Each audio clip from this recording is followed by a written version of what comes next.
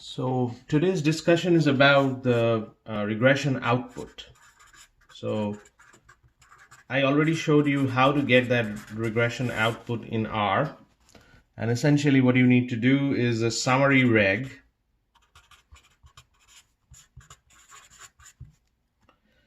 And that will give you an output same as what I posted in the PPT simple linear regression in Canvas. If you look at page 127 of that PPT, they're discussing an output. It's a Minitab output, but it'll be a similar output like the R output.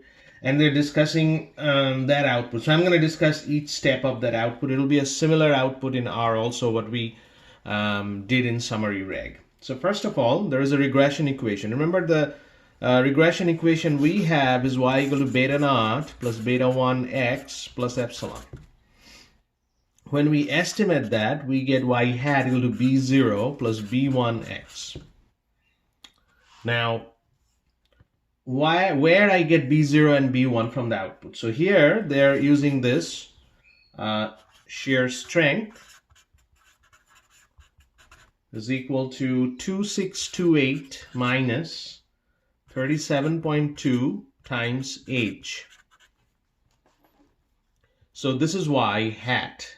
So this is the value of the y hat, whatever the shear strength is, and this is x. This is b0 and this is b1. Now what would be the interpretation of b0? What would be the interpretation of b0? What does this mean for the context of this problem? When age is 0, then the shear strength will be 2628, whatever the unit is. So that is the interpretation of B0. What would be the interpretation of B1? What would be the interpretation of B1? Remember, B1 is the slope. So let's go back to this one here. So this is the B1 right here, 37.2.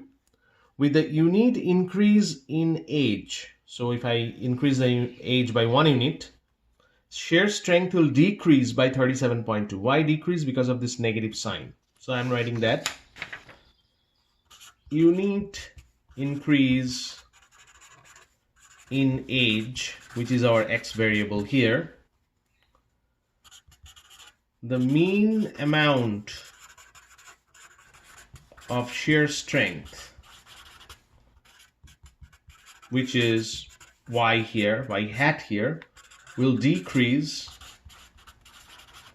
by 37.2 unit.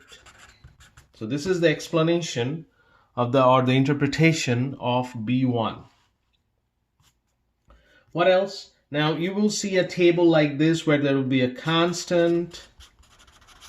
This is age here, and these are the coefficient values. So these are the values for B0 and B1 here. So B0 here is 2627.82, negative 37.154. There will be a SE, there will be a T value, there is a P value. Now this is the part that's important, P value part.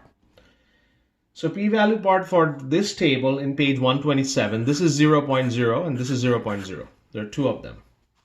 What does this signify? This is actually testing. What we are testing. So test number 1. What we are testing here, the hypothesis, null hypothesis is beta naught equal to 0 versus the alternative is beta naught not equal to 0. So this is what we are testing. Beta not equal to 0, beta not equal to 0. So what is the p-value corresponding to that? 0. So what we're going to say, this is the standard rule of thumb, ROT, that if the p-value is less than or equal to 0.05, we reject H naught. Here p-value is 0, which is less than 0.05. So we reject H naught. What we are rejecting? We are rejecting that beta naught equal to 0.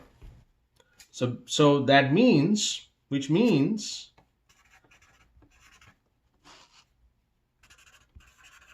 there is beta naught, which is here, in this case, is intercept, is important in the model. Meaning there must be a beta naught in the model, because we are rejecting the hypothesis that beta naught equal to 0. Meaning that beta naught is not equal to 0. We are accepting that. Meaning that in the model there should be a beta naught. There should be a value of the beta naught, which is B naught. So this is what we are doing here. According to this p-value, we have a model where beta naught is important. That's what we are testing. So that's your test 1. What does this value signifies? So that's your test 2.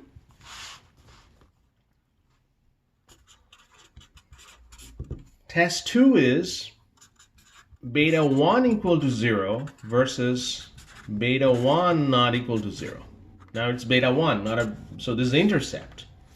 Meaning that we are testing intercept is important, not important, intercept is important. Again, p-value is 0, which is less than 0.05, so we reject H naught. Meaning, what we are rejecting? That means that intercept is important in the model. So your model should look like there's both beta naught and beta 1 in the model. So your model should like something like beta naught plus beta 1x. It should be like this, because both of them are important in the model. For the test purposes, this test I'm going to ask depending on the p-value. This test I'm going to ask depending on the p-value. I'm going to ask the interpretation of B1. I'm going to ask the interpretation of B0. So be careful about all these values. Now what's next? There is a S value given in the table. So this is what it is. Then S value is given in the table, which is for the R output, MSC, that number, you square it, and you get the S, whatever that S value is. Sorry, that's the S square, that the MSC, you square it. Now, next important part is, so that's one aspect here, the S is given there. What is R square? We will take always the R square adjusted. And here is 89.6%, meaning that it's a good fit. It's a good fit.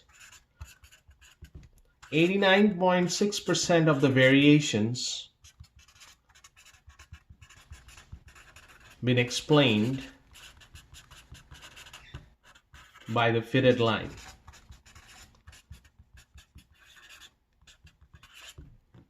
That means that it is a good thing. If it's close to 100%, that's a perfect fit.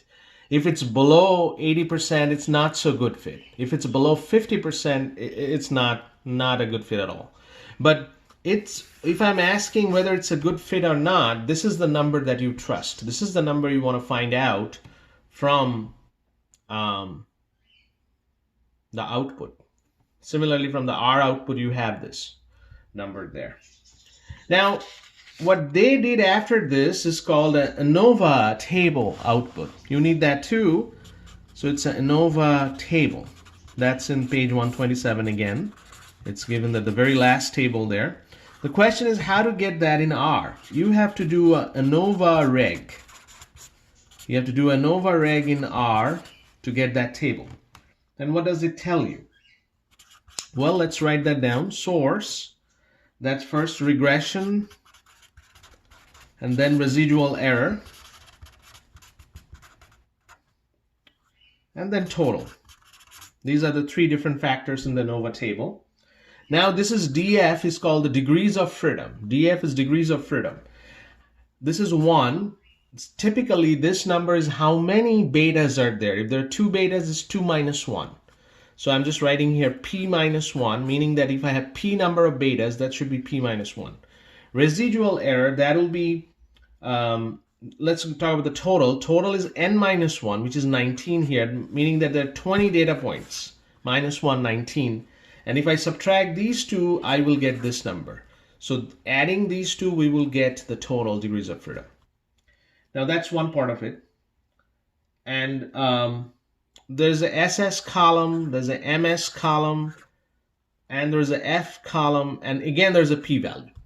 So now again this p-value column is important. Why this is important? This p-value, I'm just writing here 0 because the p-value here in this case is 0. Why this column is important? Because again, this is test number 3. The null hypothesis here we are testing, is there a regression equation?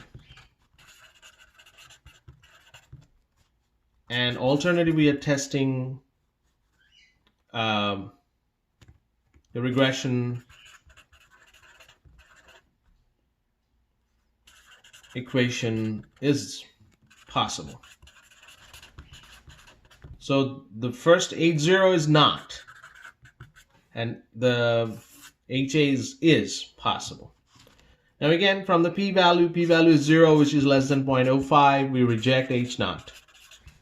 Meaning we are rejecting the not possible. Is there a regression equation? If it's not, H0. So there is a regression equation. Since we are accepting the HA. So this is the test we are doing with this p-value. The ANOVA table p-value, that's what we are doing with this p-value right here. We are testing, this is the test number 3. And that's actually part of the assumptions. Remember, there are 2 assumptions that we tested. So let's talk about a little bit about the assumptions. So what are the assumptions that we tested? First, normality. So H0, the residuals are normally distributed.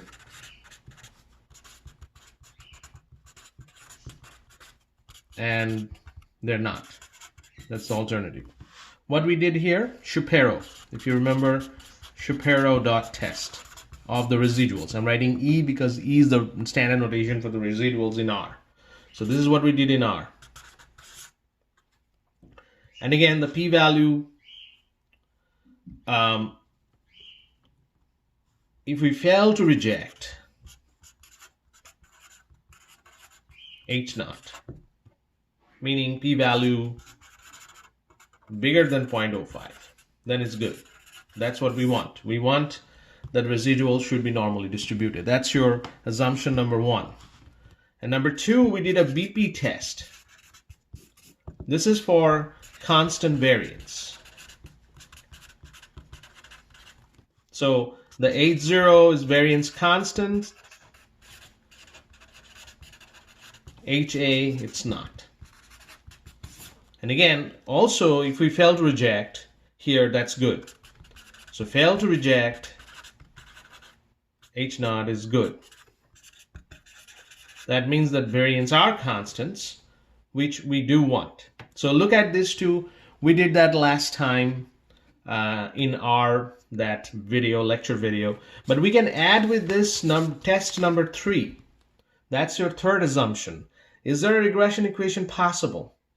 And the null hypothesis is not possible. So this not is important. Not possible. And alternative is possible. So here, rejecting H0 is good. We want to reject the H0.